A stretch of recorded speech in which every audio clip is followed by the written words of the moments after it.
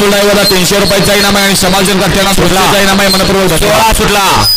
गाडी क्रमांक 16 सुटला आणि 16 मध्ये लढत चालू आली कोण होतोय सीमेला पात्र